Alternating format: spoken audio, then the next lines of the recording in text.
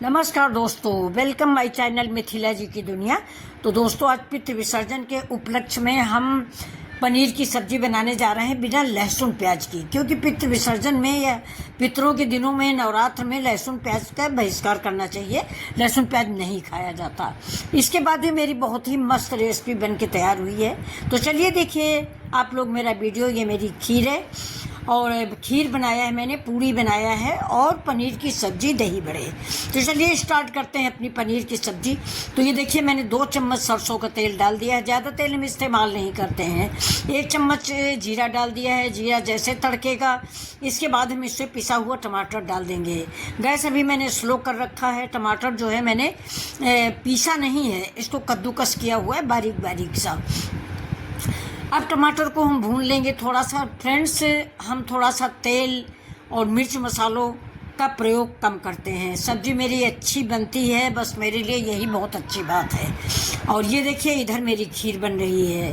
और क्या कहते हैं, पितृ पक्ष में खीर बनना बहुत ज़रूरी होता है, इसलिए खीर ज़रूर बनाएं। चाहे जैसे हो, 1 दिन या 2 दिन खीर का इस्तेमाल ज़रूर करना चाहिए। तो खीर बना रहे हैं हम, और इधर मेरा बन रहा पनीर। तो देखिए पनीर में भी तेल भी कम है, मिर्च मसाले भी कम है। आप कहोगे क्या बना दिखा रहे हो, लेकिन बहुत बढ़िया सब्जी बनी है। भी देखिए मैंने 1 चम्मच के करीब अदरक कद्दूकस करके डाला हुआ है।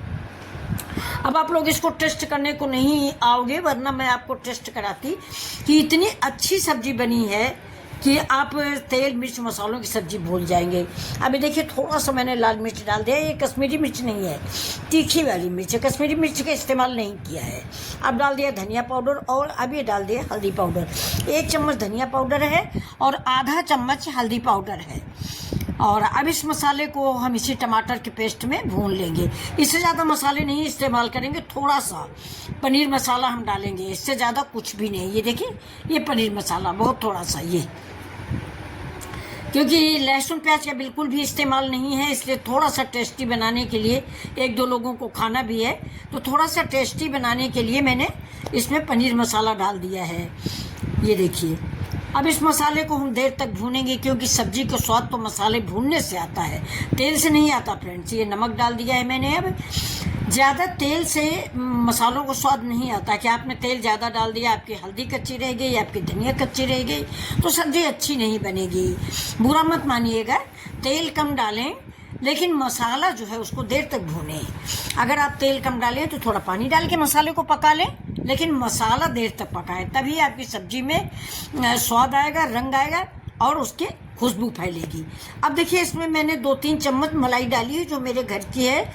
आज सुबह ही दूध की मोटी मलाई पड़ी थी, तो मैंने निकाल के रख लिया था कि ताज़ी मलाई डालूंगी, क्योंकि रखी हुई मलाई फ्रिज की हो सकता है जूठी हो जाए, कुछ भी हो, तो इसीलिए मैंने ताज़ी मलाई डाली है।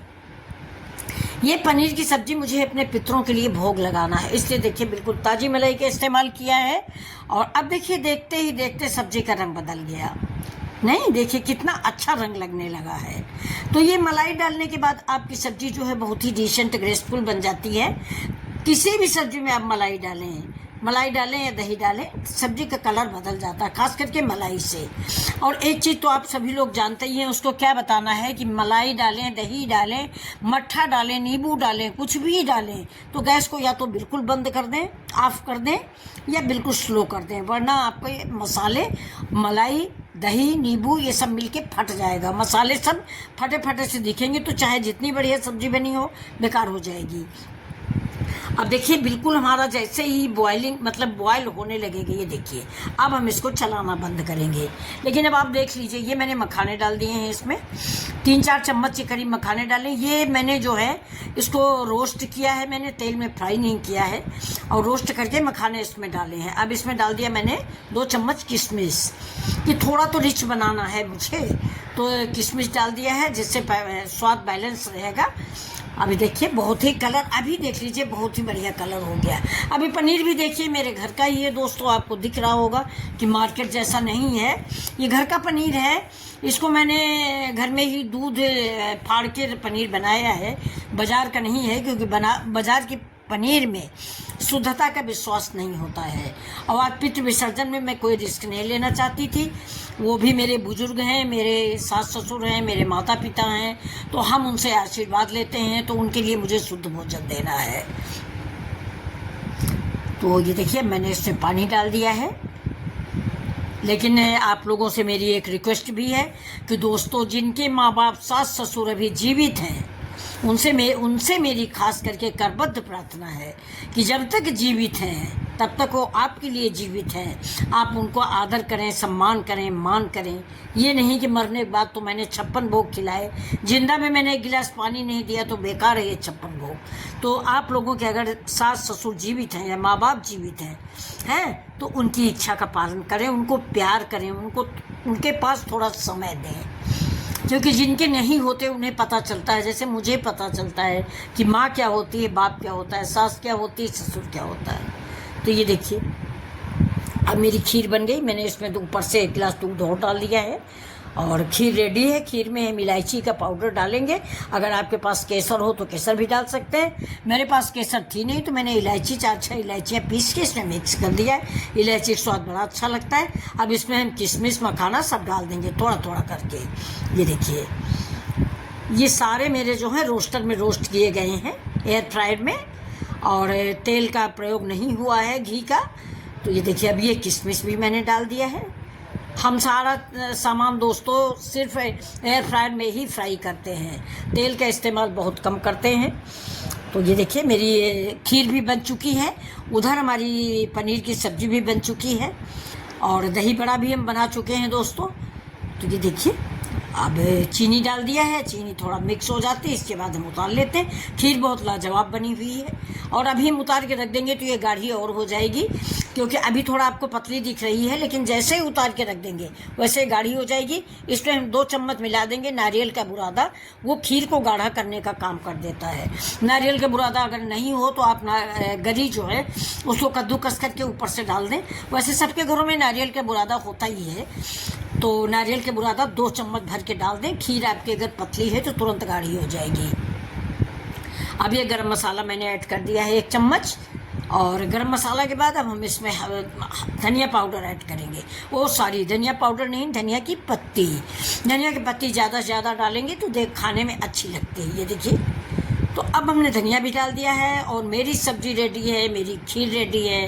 अब हम चढ़ाएंगे कढ़ाई और बनाएंगे पूड़ियाँ, और पूड़ी और आलू की कचौड़ी। तो देखिए अब ये सारे आइटम मेरे रेडी हैं। अब स्टार्ट करने चल रहे हैं हम पूड़ी। तो आप लोग अगर यहाँ तक आ चुके हैं मेरे वीडियो में तो दोस्तों एक छोटी सी रिक्वेस्ट है, बहुत छोटी सी रिक्वेस्ट है कि एक लाइक का बटन ज़रूर दबा दीजिए, और मेरे चैनल को मन हो तो या रिक्वेस्ट मानिए तो सब्सक्राइब भी कर लें। ये देखिए अब देखिए मेरी पूड़ियाँ भी बनने लग गई हैं। तो बहुत छोटी छोटी पूड़ियाँ नहीं बना रही हूँ क्योंकि सबको खिलाना भी है, तो बड़ी बड़ी से मैंने पूड़ियाँ बनाई हैं। गिनने वाली पूड़ियाँ नहीं है कि 10 पूड़ियाँ 20 पूड़ियाँ, बड़ी बड़ी पूड़ी बनाई है। साथ में मैंने बना लिया है मूंग का पापड़, और साथ में है बर्फ़ी, एक सेब है, यानी फल फूल मेवा सब कुछ हमको अपने पितरों को खिलाना है। अभी देखिए एक पूड़ी बनाने के बाद दूसरी पूड़ी उसके ऊपर रख दीजिए तो उसका तेल पूरा उसी पूड़ी में आ जाता है। तो पूड़ियों का पहले भोग लगाया जाएगा, एक कुत्ता का, एक कौवा का और एक गाय का। ये 3 पूड़ियाँ हम निकाल लेंगे, जो कौवा को देंगे, गाय को देंगे और कुत्ते को देंगे। और इसके बाद जो खाना है वो सब गरीबों में दे दिया जाएगा। ब्राह्मण मिल जाएंगे तो ब्राह्मणों को दे दिया जाएगा।